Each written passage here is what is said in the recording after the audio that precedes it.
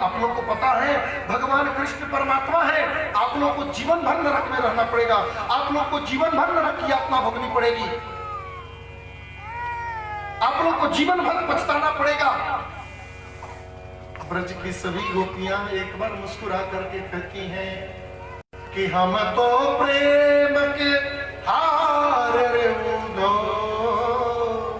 हम तो प्रेम के हारे, शीश के मोल मिले तो ले लो प्रियतम के दुख सारे, क्योंकि हम तो प्रेम के हारे रे नारद, हम तो प्रेम के हारे।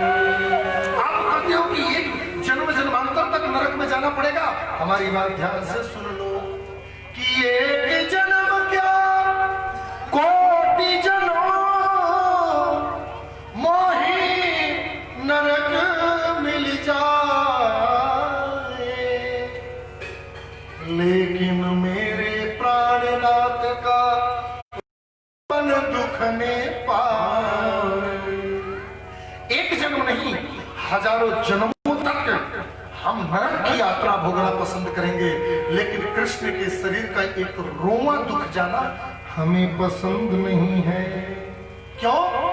क्योंकि हम तो प्रेम के हारे नारद, हम तो प्रेम के हारे। श्री नारद जी वो चरणामृत लेकर के आए। श्री भगवान कृष्ण ने उस चरणामृत को पिया, चरणामृत को मत्थे लगाया और पूछा कि गोपियों ने कैसे दे दिया। सारी बात श्री नारद जी ने कृष्ण पत्नियों के सामने बताया। जैसे ही पत्नियों के सामने बताया, सारी पत्नियां सिर झुका करके खड़ी हो गई। भगवान कृष्ण कहते हैं रुक्मिणी आदि पत्नियों से, तुम लोग कहती हो ना कि मैं राधा रानी के लिए क्यों तड़पता हूँ, राधा रानी की याद में क्यों रोता हूँ, राधा रानी के लिए क्यों परेशान रहता हूँ। राधा रानी क्या चीजें हैं और आप लोग क्या चीज हो, इससे अच्छा और कोई उपाय नहीं होगा जो तुम लोगों के लिए समझने लायक है। तुम लोगों को स्वर्ग चाहिए, चाहे पति भले तड़प करके मर जाए। तुम लोग वैकुंठ जाना चाहोगी, चाहे पति जीवन भर नरक में पड़ा रहे। एक पत्नी के जीवन में ऐसा हो सकता है, लेकिन एक प्रेमिका के जीवन में ऐसा नहीं हो सकता। क्यों? प्रीतम से प्रेम का एक ही लक्षण है, तत्सुखम सुखत्वम। प्रेम की एक परिभाषा है, तुम्हारे सुख में अपना सुख, तुम्हारी प्रसन्नता में अपनी प्रसन्नता। अपने जीवन की न कोई प्रसन्नता है, अपने जीवन का न कोई चाह है, अपने जीवन की न कोई इच्छा है। तुम सुखी हो तो हम सुखी हैं, तुम खुश हो तो हम खुश हैं, तुम्हारी सुख में ही हमारी सुखी है। ये प्रेम का विलक्षण भाव है और इसी प्रेम के कारण हम राधा रानी को भूल नहीं पाते हैं। हाथ जोड़ करके श्री कृष्ण के सभी पत्नियों ने क्षमा मांगा कृष्ण से। हमें भी यह प्रेम प्राप्त हो, इसके लिए क्या करना होगा? बोले इसके लिए एक ही काम करना होगा, राधा रानी के चरणों की धूल यदि अपने माथे पर तुम रखोगी तो तुम्हारे जीवन में भी प्रेम की प्राप्ति हो जाएगी, कृष्ण प्रेम का प्राप्ति हो जाएगी। इसलिए ब्रजवासी लोग गाते हैं कि राधे तेरे चरणों की गर धूल जो मिल जाए, राधे तेरे चरणों की गर धूल जो मिल जाए,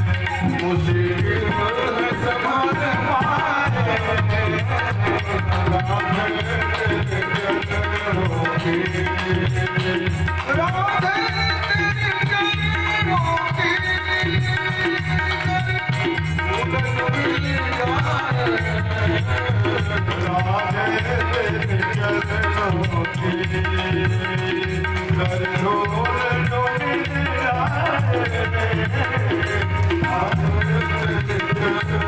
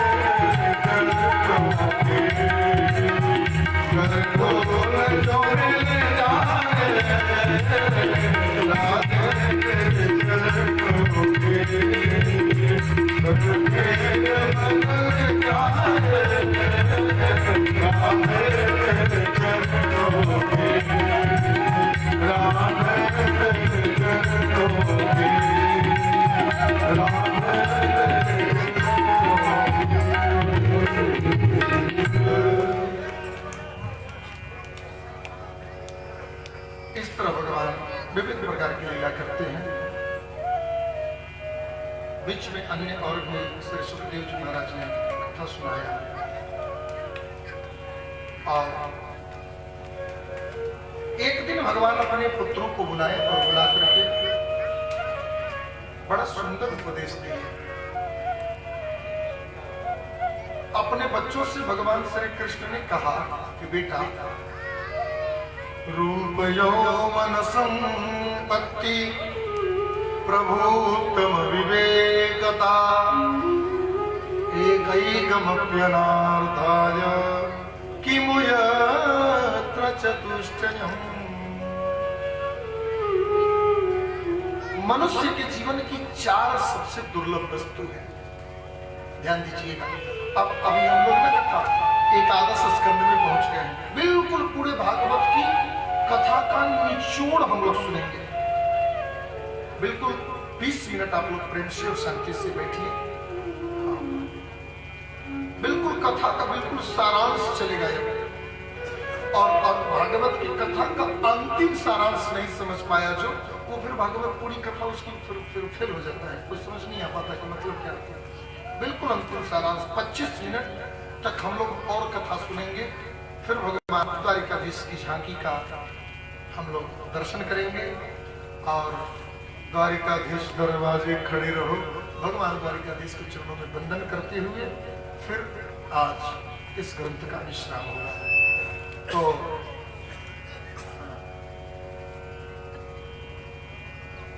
आप लोग बहुत प्रेम से सुन रहे हैं। 25 मिनट और बिल्कुल शांति से आप लोग बैठिए। भगवान कृष्ण अपने पुत्रों को उपदेश दे रहे थे कि रूप यौवन संपत्ति प्रभुत्तम विवेकता एकैकमप्यनार्थाय किमु यत्र चतुष्टयम्। बेटे, मनुष्य के जीवन की 4 सबसे दुर्लभ वस्तु। सुंदर स्वरूपवान होना। भगवान सब कुछ देते हैं लेकिन जीव को सुंदर स्वरूप नहीं देते। जिसको सुंदर स्वरूप मिला है वो बहुत बड़ी भाग्यशाली है। रूप यौवन, सुंदर स्वरूप के साथ में जवानी नहीं मिलती। बचपन में खूब सुंदर लग रहे थे, अब बुढ़ापा में सुंदर नहीं लग रहे। जवान हुए तो चेहरे की रंग भी खत्म हो गए। सुंदर स्वरूप होना, जवानी होना, पदम, अच्छे पद पर बैठना।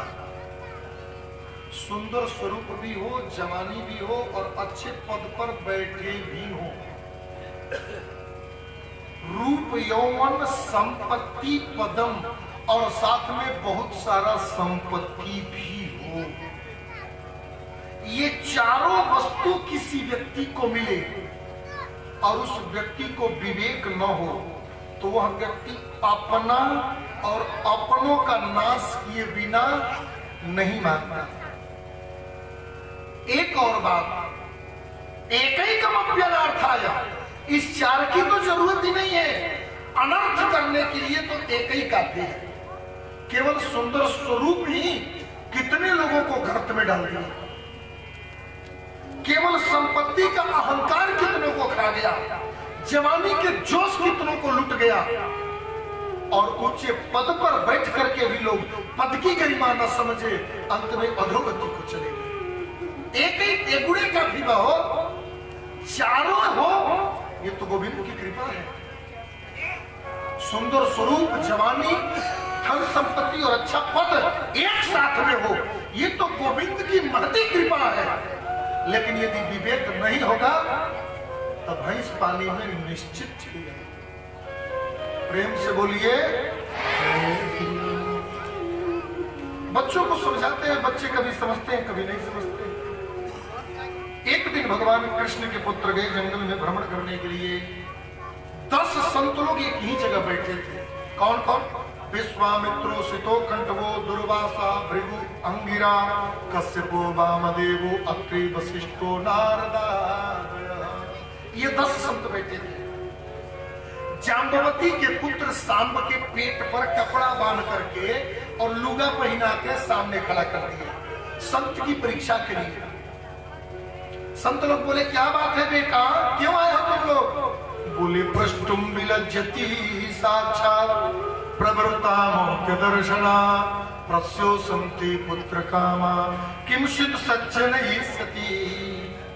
हे संत महात्माओं, ये स्त्री है ना, इसको बेटा होने वाला है, इसको संतान होने वाला है। आप लोगों से ये जानना चाहती है कि इसको बेटा होगा कि बेटी होगी? कई लोग हाथ दिखाते हैं, तनी देखी हथवा लड़का हुई कि लड़की हुई। अरे जौन होई तो होई यार, कोने चक्कर में पंडित जी के हाथ देखला से लड़का लड़की हो जाएगी कि लड़कियां लड़का हो जाएगी? फालतू बेवजह की बात। पुत्रों ने पूछा प्रष्टुम विलज्जति साक्षात्, ये तो शर्मा रही है पूछने में, लेकिन प्रवृत्तातुम में दर्शना, संत के दर्शन के बाद शर्माना क्यों? पूछना चाहती है। प्रसवती पुत्र कामा, प्रसव के समय पुत्र होगा कि बेटी होगी, बता दीजिए ना। संत बोले बेटा हम तो 2 मिनट में बता देगा, त्रिकालदर्शी है। आंख बंद की, आंख बंद करके देखे तो वो कोई स्त्री थी नहीं, वो तो जाम्बवती का बेटा सांब था, उसके पेट पर कपड़ा बंधा हुआ था। संत लोग बोले तुम लोग सोच रहे हो कि द्वारिकाधीश के बेटे हो, इसलिए तुम लोगों को कुछ नहीं बोलेगा। उच्च खानदान में जन्म ले लिए, उच्च परिवार में जन्म ले लिए, बड़े बड़े बड़े धनवान घर के हो, बड़े उच्च पद पर बैठे हो, तो क्या सोचते हो कि तुम लोग का सत्यानाश नहीं होगा? संतों के साथ मजाक करते हो। एवं प्रबद्धा मुरयः स्थानो चूक कपिता नृप जनिष्यते देवन्दा मुसलम कुशलासना। संतों के साथ मजाक बहुत भारी पड़ा है और बहुत भारी पड़ेगा। पूछ रहे हो कि क्या होगा? इसके पेट से मुसल जन्म लेगा और वही मुसल समस्त यदुवंश का नाश का कारण बनेगा। उसी मुसल के कारण समस्त यदुवंश नाश हो जाएगा। कुछ तो डर गए, कुछ बोले कि साधु हैं, सब इसी तरह कहते हैं। कपड़ा हटा करके देखा तो एक लोहे का पिंड पड़ा हुआ था, लोहे का मुसल था। उस लोहे के मुसल को पीस करके समुद्र में फेंक दिया। बड़का ये मुसल, कब मुसल हमारा नाश करेगा? मुसल को ही हम लोग नाश कर दिए। उस मुसल को खींच करके बुरादा बना करके समुद्र में फेंक दिया। उसी बुरादे के प्रभाव से सरपत नाम का घास बना, जिसको संस्कृत में एरक घास बोलते हैं। इतना बड़ा बड़ा कांटा होता है। सरपत घास किसी के गर्दन पर रख करके अगर खींच दो तो सरपत आधा आएगा, गर्दन पूरा हाथ में आ जाएगा। प्रेम से बोलो जय श्री कृष्ण। इतना उसमें कांटा होता है। पुत्र चले गए घर में, लेकिन जब से कृष्ण के पुत्रों को यदुवंश के श्राप मिला, तब से द्वारिकापुरी में कुछ कुछ अमंगल होने लगा है, कुछ अच्छा नहीं लगता। अभी जो हम प्रसंग सुनेंगे, इस प्रसंग को भागवत का सबसे क्रीम संवाद है। इसको नारद वसुदेव संवाद, जनक योगेश्वर संवाद, जिसको नव योगेश्वर संवाद कहते हैं, फिर कृष्ण उद्धव संवाद और यदु दत्तात्रेय संवाद। ये 4 संवाद एक ही प्रसंग में चलता है और बिल्कुल घड़ी के टाइम से 20 मिनट चलेगा। नारद जी का आगमन हुआ। नारद जी को देख करके श्री वसुदेव जी महाराज ने हाथ जोड़ करके प्रार्थना किया और कहते हैं, प्रभु एक निवेदन है आपसे कि दुर्लभ मानुषो देहो देहिना क्षणभंगुर कि तत्रापि दुर्लभम वैकुंठ प्रिय दर्शनम। हे नारद जी, मानव का जीवन दुर्लभ है। इस दुर्लभ मानव जीवन से ऐसा क्या किया जाए कि मानव का जीवन पाकर के पछताना न पड़े। मानव के जीवन प्राप्त करके भी बहुतों को पछताना पड़ता है। क्यों? क्योंकि कहीं बनी बनाई बिगड़ न जाए, बिगड़ों के संग बनाने में बन सके न बिगड़ी जन्म जन्म, यदि बांके बिहार सयारन हो। क्या करें जिससे कि हम अपने जीवन में शोकाकुल न हो। नारद जी महाराज कहते हैं कि एक काम करो कि भगवन् भवतो यात्रा स्वस्थये सर्वदेहिनां कि कृपणानां यथा पित्रो उत्तम श्लोक वर्तमान। भगवत यात्रा करो, भवतो भगवत यात्रा। आप कृपा करके भगवत यात्रा करिए। भगवत यात्रा करने के लिए क्या करना पड़ेगा? बोले स्वस्थ होना पड़ेगा। स्वस्थ का असर, हम लोग किसी से मिलते हैं तो कहते हैं और स्वस्थ है, वो भी बोलता है कि हाँ स्वस्थ है, लेकिन मैं कहता हूं कि इस दुनिया में तकरीबन 8.5 अरब लोग हैं। 8.5 अरब लोग में 8.5 व्यक्ति भी स्वस्थ नहीं होंगे आज के इस कलयुग में। 8.5 व्यक्ति भी स्वस्थ नहीं होंगे। आप लोग कहोगे कि व्यास जी ऐसे कैसे कह रहे हो, आप रोगी हो गए तो क्या सब लोग रोगी हो गए? नहीं, ऐसी कोई बात नहीं है। आई एम फिट, बिल्कुल मैं ठीक हूँ, मुझे कोई रोग और मुझे कोई दिक्कत नहीं है, लेकिन मैं स्वस्थ नहीं हूँ। स्वस्थ का मतलब क्या होता है? स्वस्थ का मतलब क्या होता है? स्वस्थ का सीधा सा अर्थ होता है स्व स्वरूपे स्थः स्वस्थः। जीव अपने स्वरूप में प्रतिष्ठित हो जाए, स्थापित हो जाए, उसी जीव को स्वस्थ कहते हैं। सीधा सा मतलब है जो जीव अपने शरीर और इस दुनिया से मुक्त होकर के मैं ब्रह्म का अंश हूं और मुझ अंश के द्वारा परमात्मा की प्राप्ति होगी, यह मान करके जो जीव अपने आत्मा पर केंद्रित हो जाए, उस आत्मा पर केंद्रित हुए जीव को ही स्वस्थ कहा जाता है। स्वस्वरूप स्वस्थ, आत्मा पर केंद्रित होना ही स्वस्थ है। अब आप लोग अपने अपने छाती पे हाथ रख करके समझ लेना कितने स्वस्थ हैं। मैं स्वस्थ नहीं हूं, मैं करता हूं। प्रेम से बोलो जय श्री कृष्ण। जय श्री कृष्ण। स्वस्थ होना जरूरी है। स्वस्थ होने के लिए क्या करना पड़ेगा? बोले स्वस्थ होने के लिए भगवान का होना पड़ेगा। भगवान का कैसे हम बनेंगे? बोले वही भागवता प्रोक्ता उपाय अंजह पुष्पांश विदुषा विधि भागवता गीता। स्वस्थ बनने के लिए भगवान का होना पड़ता है। भगवान का कैसे होंगे?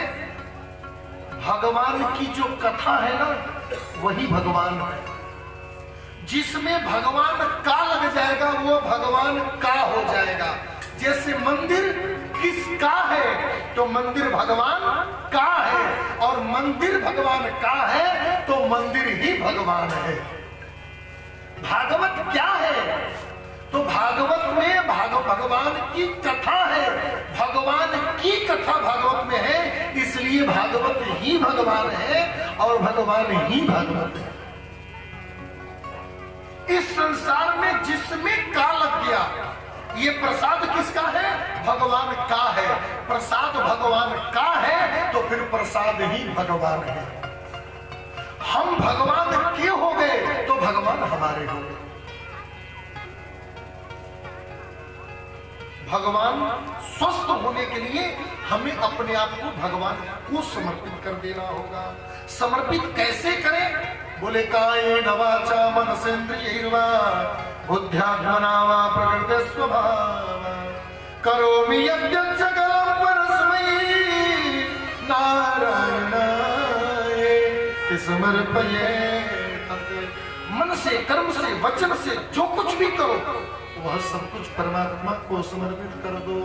यत् करोसि यदस्नासि यज्जुहोसि ददासि मयि अर्पितो मनो बुद्धि ममात्मा संप्रसीदति। यत् करोसि, जो करो, यदस्नासि, जो उपजाओ, भगवान को समर्पित कर दो।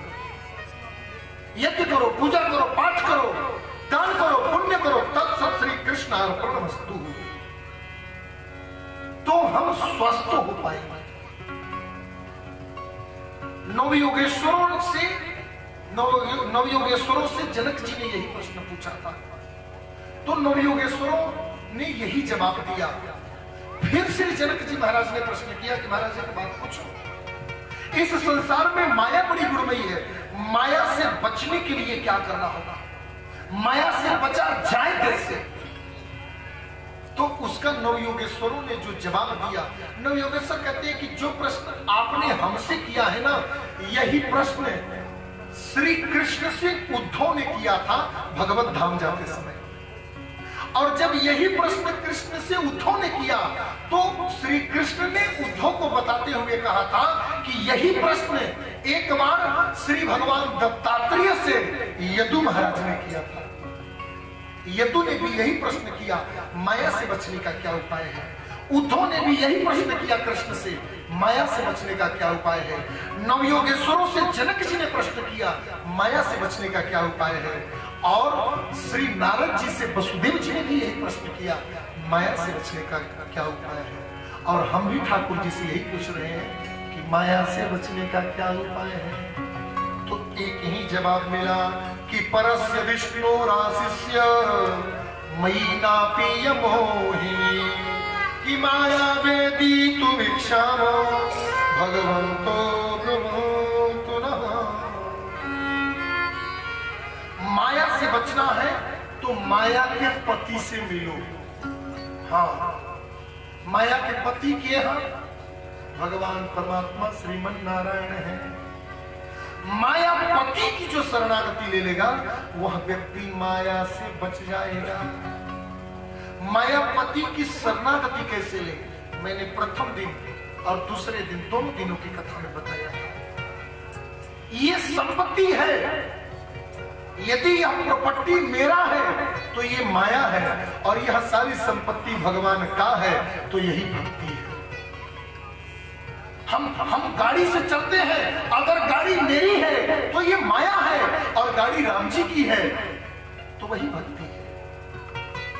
हम खूब अच्छा पकवान बनाकर खा रहे हैं, ये पकवान मेरी पत्नी ने बनाया तो उस पत्नी का नाम ही माया देवी पड़ जाएगा।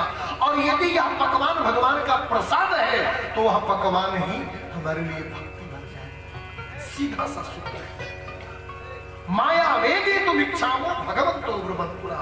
माया से बचना है तो संसार की समग्र वस्तुओं को मायापति के चरणों में डाल दो और प्रार्थना कर दो कि जय ही वृद्धि होई नाथ हित मोरा अगर हूँ सुबह दास में तोरा।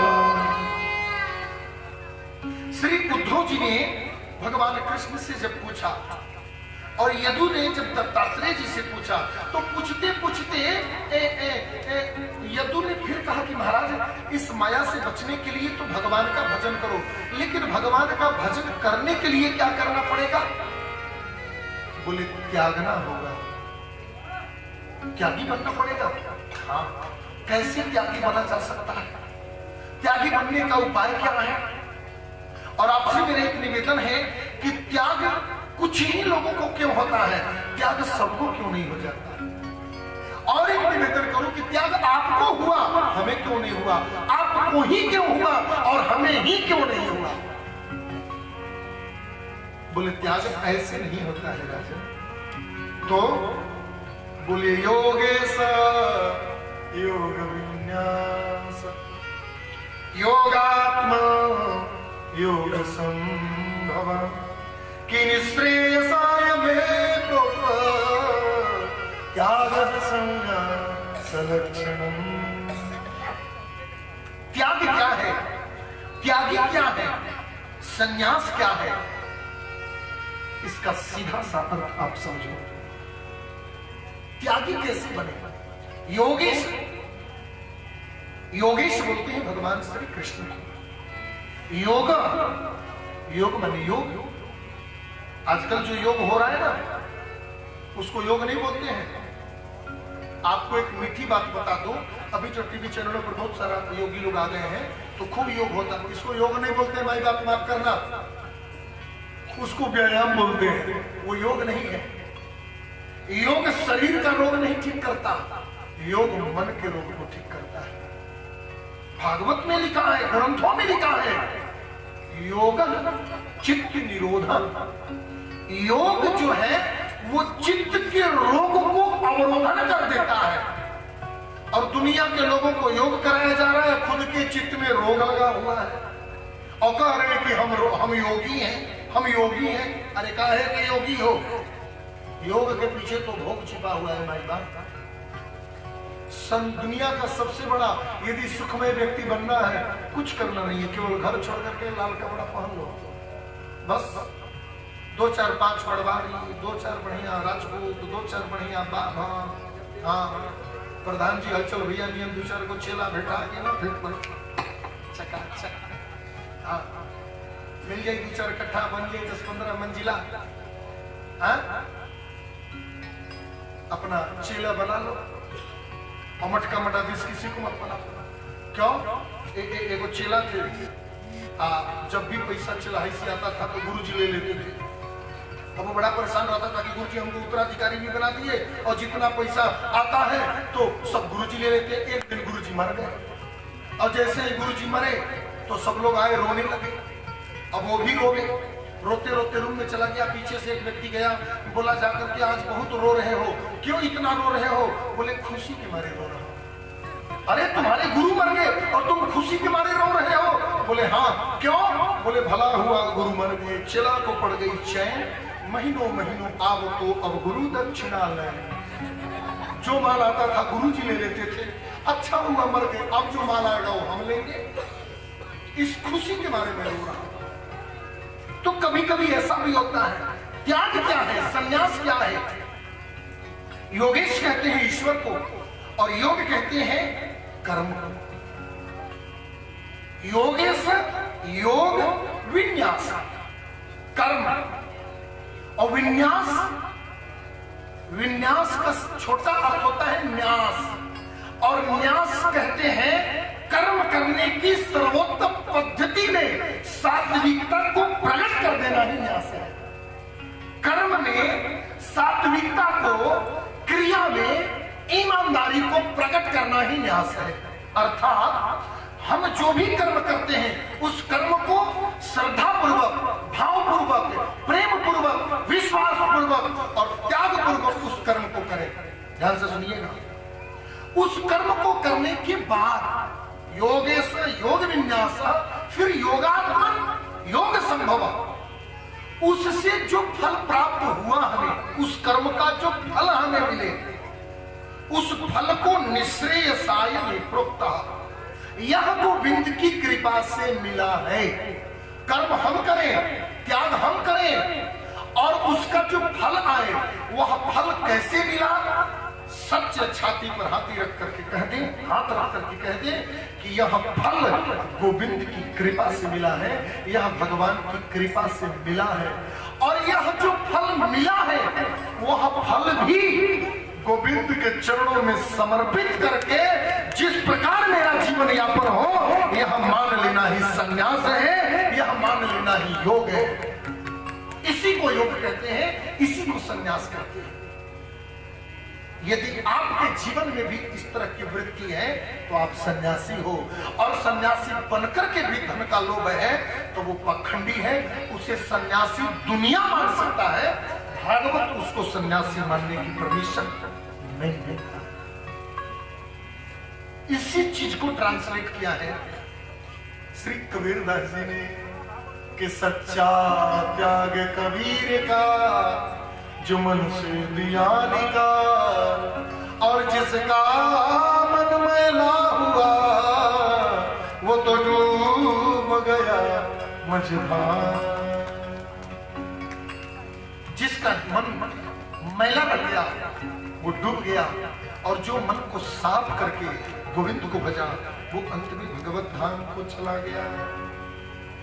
इस प्रकार की वार्तालाप करते हुए श्री यदु दत्तात्रेय संवाद सुसंपन्न हुआ और भगवान के स्वधाम जाने का समय आया। भगवान के जब स्वधाम जाने का समय आया, उद्धव चरणों में पड़ा था। उद्धव को उठा करके बोले भगवान कि गच्छोद्धव मया दृष्टो बदरयारण्यमयाश्रमः तत्र मत्पाद तीर्थोदम स्नानोस्पर्शनैः शुचिः। हे उद्धव, अब तुम उठो और मेरा माया त्यागो। अब तुम मेरी बात ध्यान से सुनो। यहां से उठ करके तुम सीधा बदरियारण्य तुम सीधा बद्री नारायण चले जाना। क्यों? क्योंकि युग युगांतर तक बद्री नारायण में मैं मूर्तिमान होकर के बैठा रहूंगा। पूरे दुनिया में आज भी बद्री नारायण धाम ही प्रत्यक्ष लक्ष्मी नारायण धाम है, ऐसा भागवत में लिखा है। मैं नहीं कह रहा हूं, भागवत में स्वयं भगवान कृष्ण ने कहा है, गच्छो धम्मं में आदिष्ट, जाओ तुम कहा बद्री नारायण में, और जाकर के मेरे चरणों का स्पर्श करना, और स्पर्श करके तुम आनंद पूर्वक वहां भजन करना। और उद्धव बद्री नारायण तो जाना ही, साथ में थोड़ी वृंदावन भी चले जाना। और सुनो, वृंदावन में ही मेरे विदुर चाचा भी रहते हैं, विदुर चाचा से भी जाकर मिलना। उद्धव आज मुझे विदुर चाचा की और विदुरानी चाची की बहुत याद आ रही है। मैंने 2 बार मानवीय लक्षणों से युक्त जीवन जीने का जो विशेष प्रयास किया, वह जीवन एक रामा अवतार हुआ और एक कृष्णा अवतार हुआ। रामा अवतार में जो सुख और जो आनंद मुझे माता सबरी के भय खाने में मिला, वो तो मुझे अपने ससुराली जनकपुर में भी नहीं मिला। और इस जन्म में मुझे भोजन का आनंद जो विदुरानी चाची के हाथों से मिला, और जो वात्सल्य और स्नेह विदुर चाचा का मिला, वो तो मुझे कहीं नहीं मिला और कभी नहीं मिला। उनसे मिलना तो कहना कि मैं उनको आज याद कर रहा हूं। इसके बाद श्री उद्धव जी वहां से चले गए। उसी समय एक बहेलिया ने एक मछली को पकड़ा था, जिस मछली ने सरपत घास को खा ली थी। उसी सरपत घास को वह उस मछली के पेट से निकाल लिया था, ध्यान से सुनिएगा, और उसी सरपत घास के डंडे को बाण बना करके अपने उसमें रखा था। भगवान कृष्ण के सभी पुत्र प्रभास क्षेत्र समुद्र के तट पर गए। आज समुद्र स्नान करने, पिकनिक मनाने, स्नान किया, ध्यान किया, नहाया, धोया, खाया, और खाने के बाद थोड़ा सा पिया, सोमरस का पान किया। सोमरस पान करने के बाद में आपस में मजाक करने लगे, और मजाक करते करते ही बात बिगड़ गया। और ऐसी बात बिगड़ा कि सारे के सारे यदुवंशी एक दूसरे के समर्थन में एक दूसरे से लड़ाई करने लगे। धनुष, बाण, गदा, खड्ग, तलवार, कृपाण, भाला, तमाम प्रकार के शस्त्रों के साथ में समुद्र के तट पर भयंकर युद्ध छिड़ गया। समस्त यदुवंशी आपस में लड़ने, बलराम जी रोकने का बहुत प्रयास किए, लेकिन संभव नहीं हुआ। अंत में बलराम जी इस युद्ध को न देख पाए, उससे पहले बलराम जी क्षीर सागर में प्रवेश कर गए और अपने स्वरूप को स्थानांतरित करके शेषनाग के रूप में प्रकट हो गए। बोलिए बलराम जी भगवान की। युद्ध करते करते सारा धनुष बाण खत्म हो गया, उन लोगों के पास कुछ नहीं बचा था। उसी समुद्र के तट पर वही सरपत घास लगा हुआ था, और उसी सरपत घास को कबार करके समस्त यदुवंशी एक दूसरे को मारने लगे। और जैसे ही मारने लगे, उस सरपत घास के धार से समस्त यदुवंशियों का सिर कट कट करके जमीन पर गिरने लगा, और देखते देखते करोड़ों की संख्या में यदुवंशियों का नाश हो गया। चतुः पंचावशिष्टानां 2-4-5 लोग बचे होंगे। उसी समय उसी वन के साइड, उसी समुद्र के तट पर एक वटवृक्ष के नीचे भगवान भी बैठे हुए थे, और बैठ करके अर्धशयन अवस्था में एक हाथ भगवान अपने सिर के नीचे और एक पैर के ऊपर पैर रख करके पैर को हिला रहे थे। उस पैर को उस बहेलिया ने हिरण समझा और उसके मस्तिष्क को निशाना लगा करके मारा, और जाकर के वह बाण सीधा भगवान के चरणों में आया। पास में ये देखने के लिए कि मैंने हिरणी को मार दिया, अब चल करके पकड़ लूं। पास में जब आया तो उसने ध्यान से देखा कि वो तो हिरणी थी नहीं, वो तो भगवान कृष्ण थे। जैसे ही उसने ध्यान से देखा ये तो भगवान श्री कृष्ण है, कृष्ण को देखते ही रोने लगा, हे भगवान मैंने ये क्या कर दिया।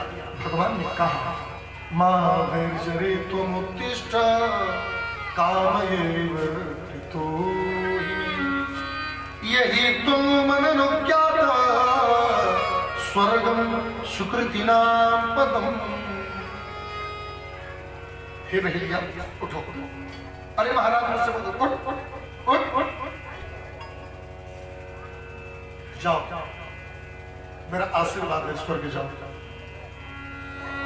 स्वर्ग जाओ। मैं तो जीवन भर पाप किया हूं, मैं तो आपके चरणों में बाण मार करके महाराज पाप किया हूं। बोले बाण मारा है, ये मेरी इच्छा थी, और मेरी इच्छा जो पूर्ण करता है उसकी इच्छा मैं स्वयं पूर्ण कर देता हूं, इसलिए तू स्वर्ग चला जा। यहां संत लोग स्वर्ग का अभिप्राय स्वर्ग द्वारा जो बंदित स्थान है अर्थात वैकुंठ को बताया है।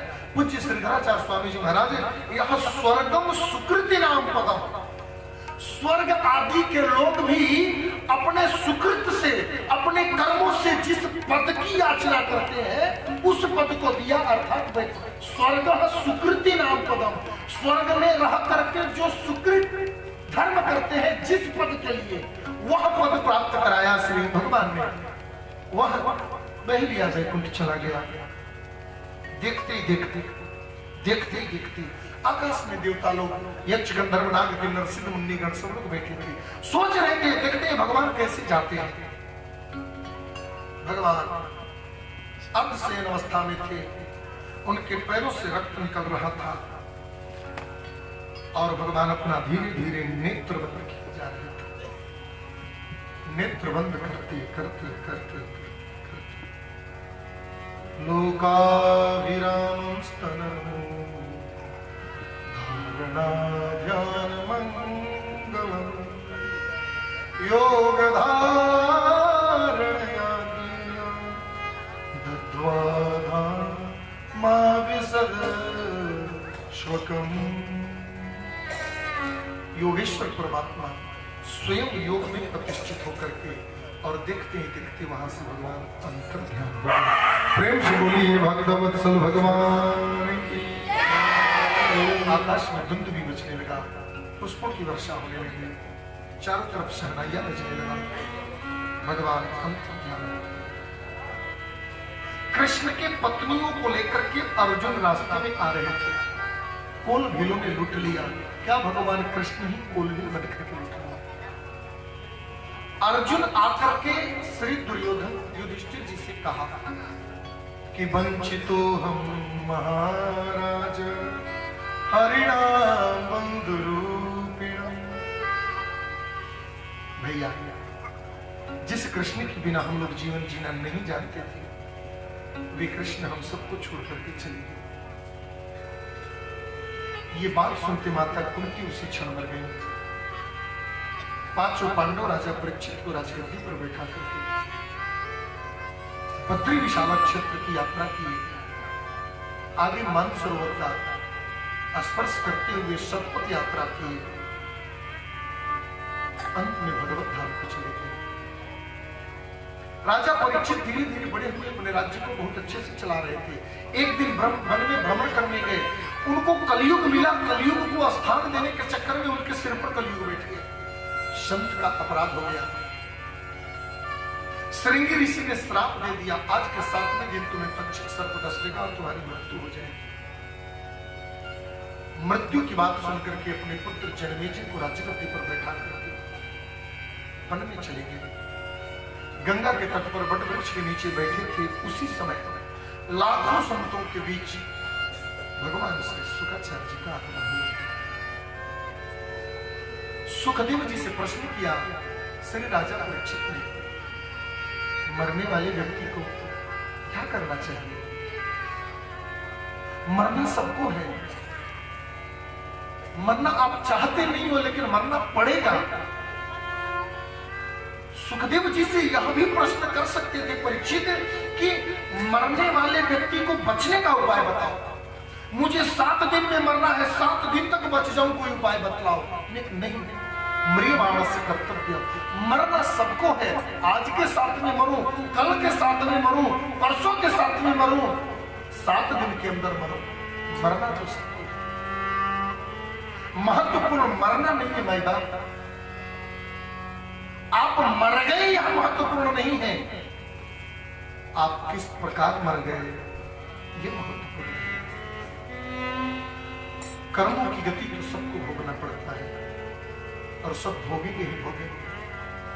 उन कर्म बंधन विमुच्यते, उन कर्म बंधनों से मुक्त होकर के जीव का मरना सुधर जाए, ऐसा उपाय उन्होंने पूछा।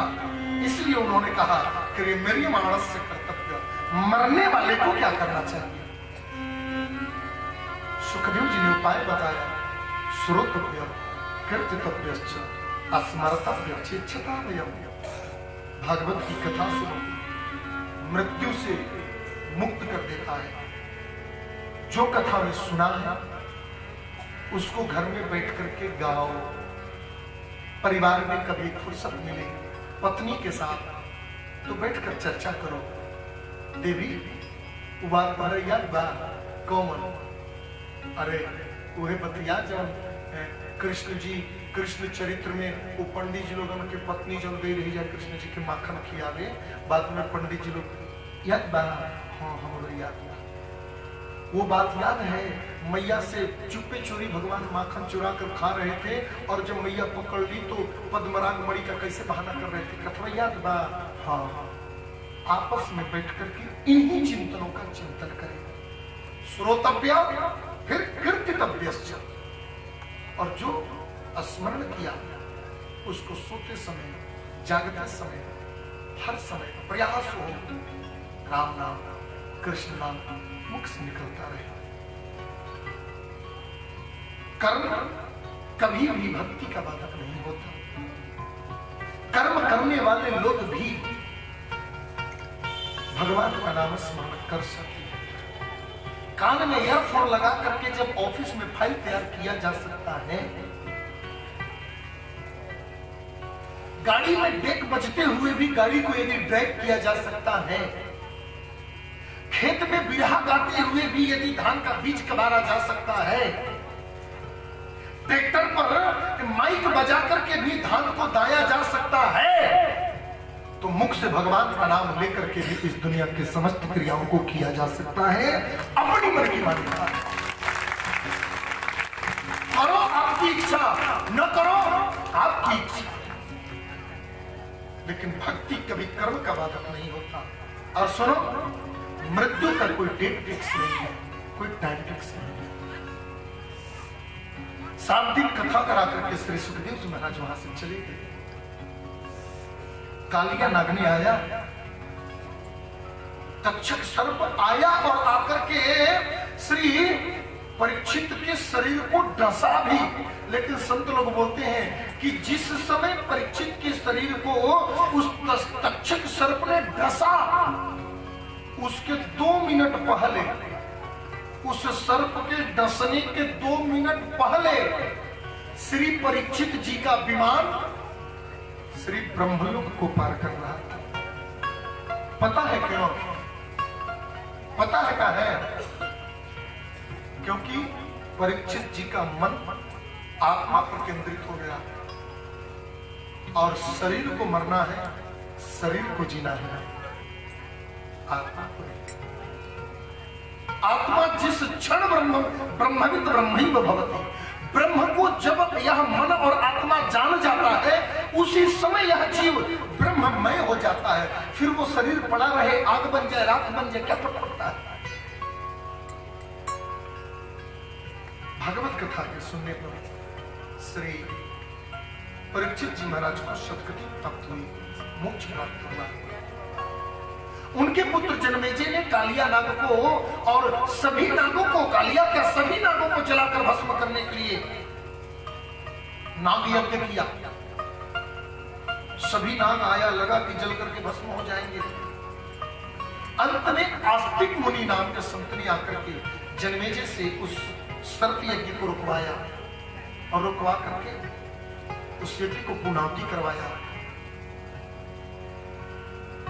कलयुग प्रारंभ होने के 20 वर्ष बाद श्री नारद जी को सनत कुमारों ने भागवत की कथा सुनाया था और कलयुग प्रारंभ के 200 वर्ष के बाद श्री गोकर्ण जी ने धुंधकारी को कथा सुनाया था।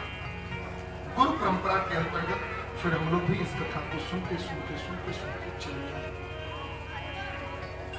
एक बात मैं आप लोगों से निवेदन कर दूं कि निम्न गाना यथा देवा देवानां अच्युतो यथा कि वैष्णवानां यथा शंभो पुराणानामिदं यथा।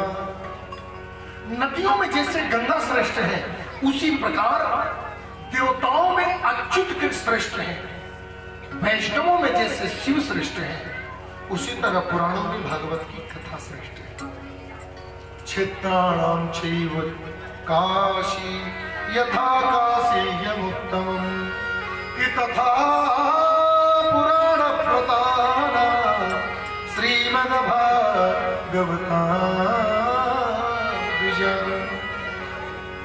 क्षेत्रों में जैसे काशी श्रेष्ठ है, सारे दुनिया में आपको जाकर के मुक्ति प्राप्ति करने के लिए यत्न करना पड़ता है, लेकिन काशी नगरी में जाकर के केवल बस जाओ, आपको मुक्ति मिल जाएगी। बोलिए काशी विश्वनाथ की।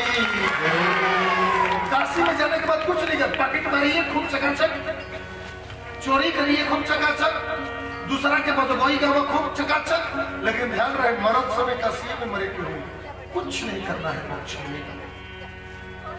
जिस तरह क्षेत्रों में काशी श्रेष्ठ है, उसी प्रकार कथाओं में श्रीमद् भागवत जी की कथा श्रेष्ठ है।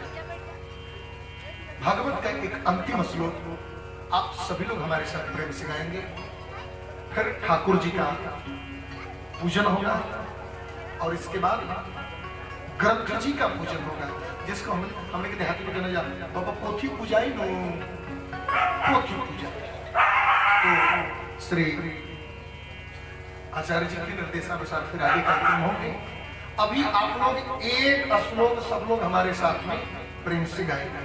ये भागवत का बिल्कुल अंतिम श्लोक है और मैं सबके मुख से गवाता हूं, कोई भी व्यक्ति गा सकता है मेरे साथ, और प्रेम से गाएंगे। मैं बिल्कुल छोटा छोटा अक्षरों में बोलूंगा, सब लोग मेरे साथ बोलेंगे।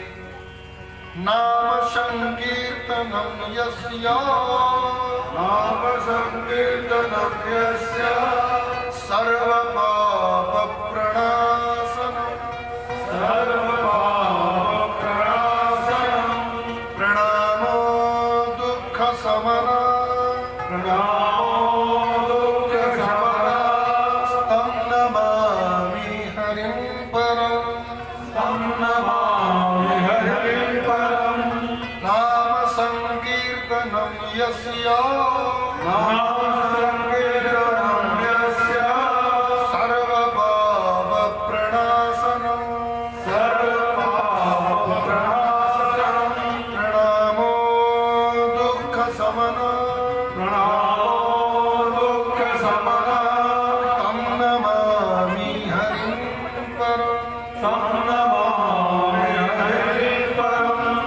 नाम संकीर्तनम यस्य नाम संकीर्तनम यस्य सर्व पाप प्रणाशनम सर्व पाप प्रणाशनम प्रणामो दुःख शमनम प्रणामो दुःख शमनम तं नमामि हरिं परम तं नमामि हरिं परम। नाम संकीर्तनम यस्य, नाम संकीर्तन करने मात्र से सर्व पाप प्रणाशन, सभी प्रकार के पापों का नाश हो जाता है। प्रणामो दुःख शमनम, ऐसे परमात्मा को हम प्रणाम करते हैं जो दुख को शमन कर देने वाला है। तम नमामि हरि परम, ऐसे श्री हरि को हम वंदन करते हैं। हरि का मतलब क्या? हरति जीवानम चित्तम इति हरि, जो जीव के चित्त को अपने से मिला ले वो हरि है। जो जीव के कष्ट को अपने को मिला ले वही हरि है। जो जीव के मन को अपनी तरफ खींच ले वही हरि है। हरति भक्तानां चित्तम इति हरि, हरति भक्तानां कष्टम इति हरि, हरति भक्तानां क्लेशम इति हरि, हरति जीवानां मनः इति हरि। ऐसे श्री हरि को हम सब लोग वंदन करते हैं। आप लोग 7 दिवस पर्यंत बहुत प्रेम से कथा सुने और कथा में सब जगह अच्छा लगता है, सब जगह आनंद आता है, लेकिन कुछ जगह ऐसे होते हैं जहां कितनी आनंद आता है कि इसका अंदाजा नहीं लग पाता। हम लोग हर जगह जजमान को कथा सुनाने जाते हैं तो वहां वृत्तिवश व्यवस्था एक होती है, लेकिन कुछ जगह ऐसे होते हैं जहां जाने के बाद कुछ तो लगता है कि नहीं यहाँ मिल रहे हैं। और हम लोग तो शुरू से एक ऐसा प्रेम पाश विवाह बन गया, प्रेम और संबंध में ऐसे बंध गए हैं कि हम लोग यहाँ जजमान को कथा नहीं, हम तो अपने बुआ जी को और फूफा जी को कथा सुनाने आए थे। वे भी हमें कृपा करके ये मानती हैं कि नहीं हम उनके भतीजा हैं, और यह स्नेह प्राप्त होने के कारण भी हम लोग भी उसके अधिकारी बन सके कि हम लोग भी उनको फक्र के साथ फूफा जी और बुआ जी कहते हैं। चाचा जी और इस परिवार के समग्र लोगों का बहुत अनुग्रह मेरे प्रति रहता है, सबका एक समभाव, एक सबका मेरे प्रति स्नेह का आदर रहता है। और हमारा क्या भाव रहता है ये तो बताना बहुत ज्यादा जरूरी मुझे नहीं लगता है। क्यों कि पवित्र मंच से झूठ बोलना ठीक नहीं लगता है, और मन में कपट रख करके कभी पवित्र मंच से वाणी का प्रयोग नहीं करना चाहिए। जो भी भाव रहता होगा मेरे भाव में रहता होगा, लेकिन उन सबका मेरे प्रति अनन्य भाव है, इस बात को मैंने जाना भी है और मैंने महसूस भी किया है। 7 दिन की कथा गुरु परंपरा के अंतर्गत जैसे मैंने सीखा, जैसा मैंने जाना, और गुरु से सीखने के बाद भी त्रुटिपूर्ण जो मुझे समझ में आया मैंने वही कथा आप लोगों को सुनाया है। अभी राम कथा और भागवत कथा दोनों साथ साथ में चलता है, तो कभी कभी राम कथा की बात भागवत कथा में और भागवत कथा की बात राम कथा में आ जाना स्वाभाविक है। 7 दिन तक मैंने बिल्कुल मूल भागवत कथा सुनाने का प्रयास किया। बीच बीच में सांसारिक हम लोग हैं, इसलिए सांसारिक बात आ जाना बिल्कुल स्वाभाविक है। आप सब लोग बहुत प्रेम से कथा सुने, इसके लिए आप सबको बहुत बहुत साधुवाद, आप सब लोग को बहुत बहुत धन्यवाद। ठाकुर जी से मेरी यही एक विनती है, आपके जीवन में वे चीज कभी न मिले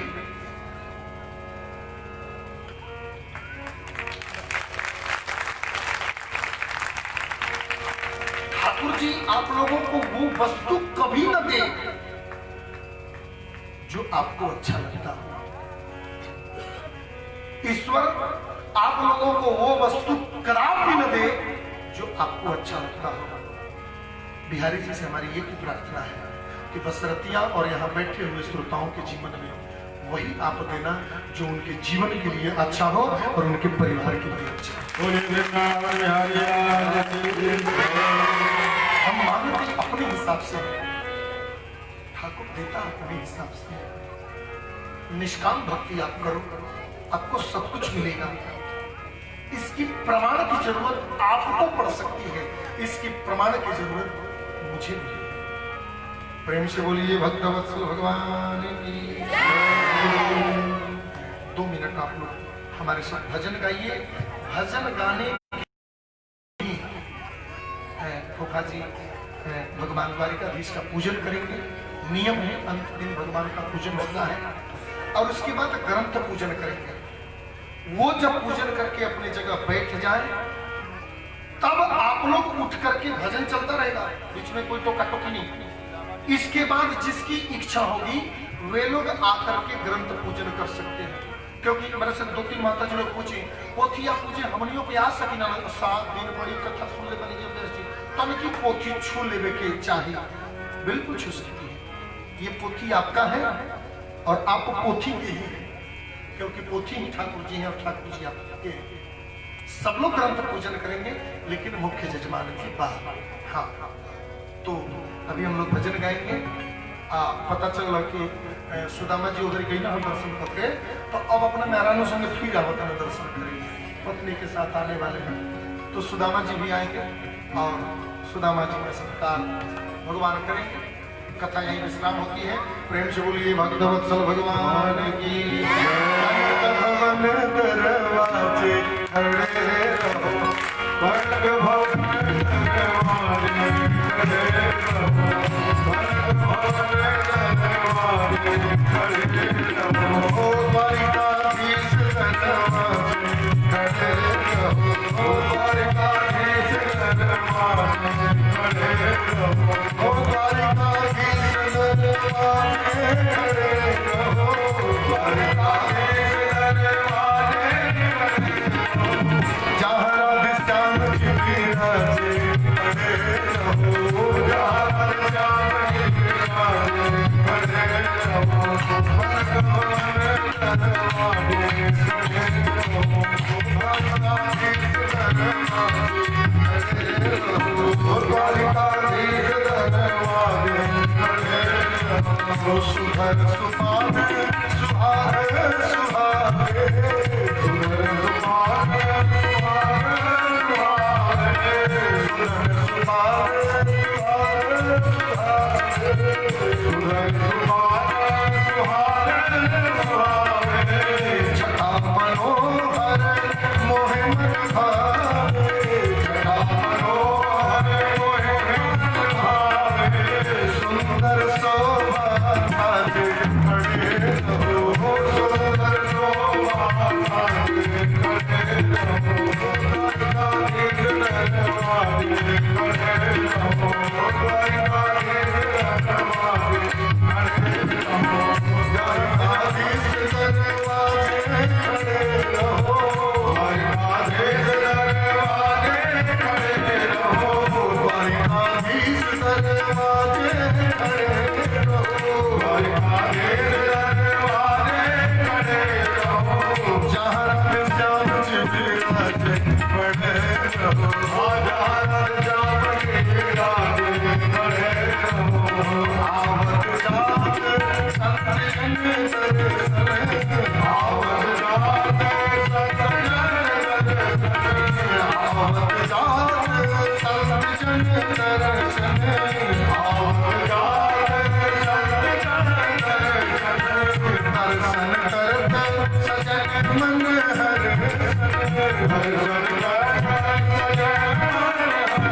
दर्शन करत सजन मन हर्षन, दर्शन करत सजन मन हर्षन, देखत कलि मल भाजे खड़े रहो, देखत कलि मल भाजे खड़े रहो, द्वारिकाधीश दरवाजे खड़े रहो, द्वारिकाधीश दरवाजे खड़े रहो, जहाँ सिया राम जी विराजे खड़े रहो, जहाँ राम जी विराजे खड़े रहो, अवध बिहारी सिंहासन सोहे, अवध बिहारी सिंहासन सोहे, द्वारिकाधीश जी सिंहासन सोहे, द्वारिकाधीश सिंहासन सोहे, संग श्री जन के लली मन मोहे, संग श्री जन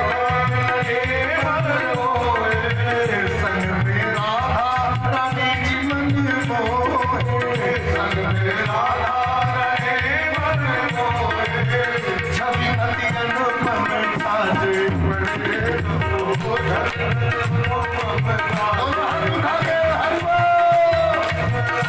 द्वारिकाधीश दरवाजे खड़े रहो, द्वारिकाधीश दरवाजे खड़े रहो, द्वारिकाधीश दरवाजे खड़े रहो, द्वारिकाधीश दरवाजे खड़े रहो, भवन दरवाजे खड़े रहो, द्वारिकाधीश दरवाजे खड़े रहो, जहाँ सिया राम जी विराजे खड़े रहो, जहाँ राधेश्याम जी विराजे खड़े रहो, द्वारिकाधीश दरवाजे खड़े रहो, द्वारिकाधीश दरवाजे खड़े रहो, श्री सिया राम रूप अनुहारी, श्री सिया राम रूप ही हमारे, श्री सिया राम रूप ही हमारे,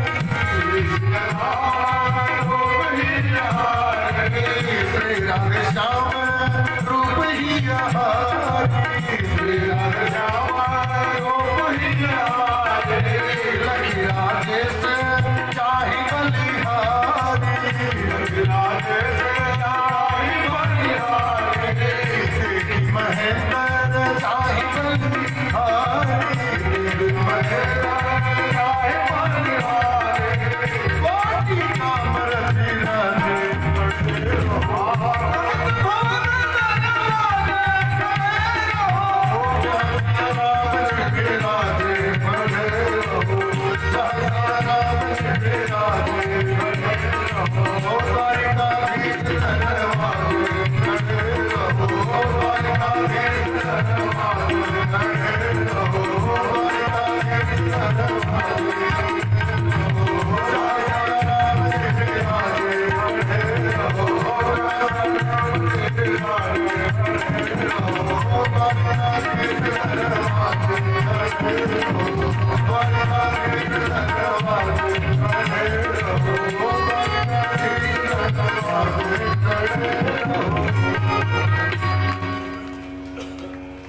अब आरती होगा, आरती का दर्शन करेंगे और रामा जी सभी लोग सुदामा जी का अगला महीना में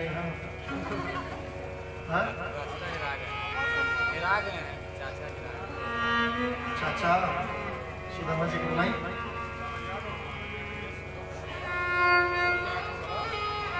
सुदामा जी आ रहे हैं और सुदामा जी के आवेले पहले माता जी लोग आवे लगे। माता जी लोग बिल्कुल आवाज सुदामा जी आवा चाहे मत आओ, एक बार क्या घूमिए ना बनाओ करना करिए, एक भजन सुनते रहिए और साथ में हम माता जी लोग ग्रंथ पूजन के लिए आ रही हैं। तो कान्हा कान्हा रटते रटते कान्हा